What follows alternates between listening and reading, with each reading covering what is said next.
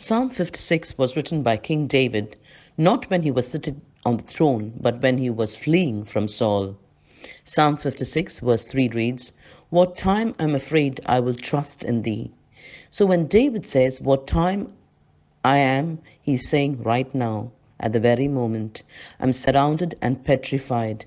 Perhaps his pen was quivering while he hastily wrote down his thoughts with trembling hands and rapid heartbeat. Great terror was upon him. In the midst of a troubled time, he begged God for immediate intervention and quickening. Let David guide you to what you have to do when you're anxious. Just as David lifted his eyes up to the hills and then straight up into the heaven, you can get your eyes off yourself and your situation and submit your anxious thought unto God to move forward. When fear is your situation, faith is your solution.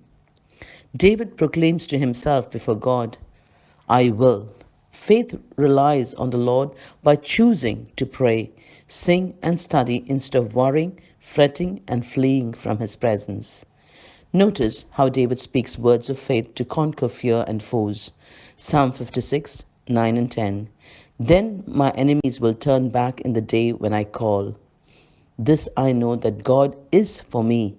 In God whose word I praise, in the Lord whose word I praise. David resolves to be courageous. In Psalm 56, verse 4, he confesses, In God whose word I praise, in God I have put my trust. I shall not be afraid. What can mere man do to me?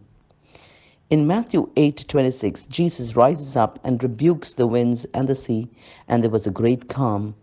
And he asked the disciples, Why are you so fearful, O ye little faith? Don't let fear grip you, that you flee from God's presence.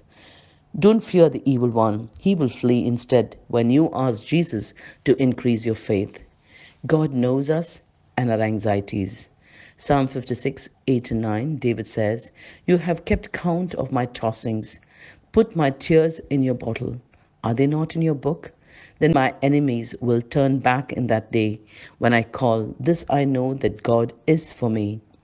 What meets our anxiety is our God, who is acquainted with our grief. He knows every moment, tremble, raising heartbeat.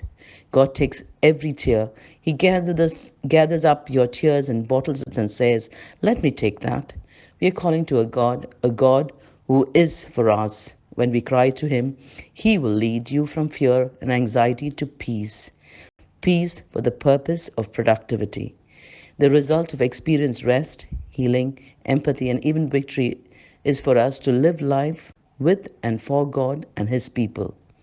Romans 8:32 reassures you, He who did not spare His own Son but gave Him up for us all, how will He not also with Him graciously give you all things?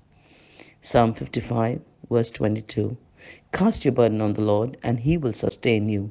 He will never permit the righteous to be moved. Sustain means to nourish, to provide, to bear, to protect, to support, to defend, to supply the means necessary for living. God does all these things for each one of His children.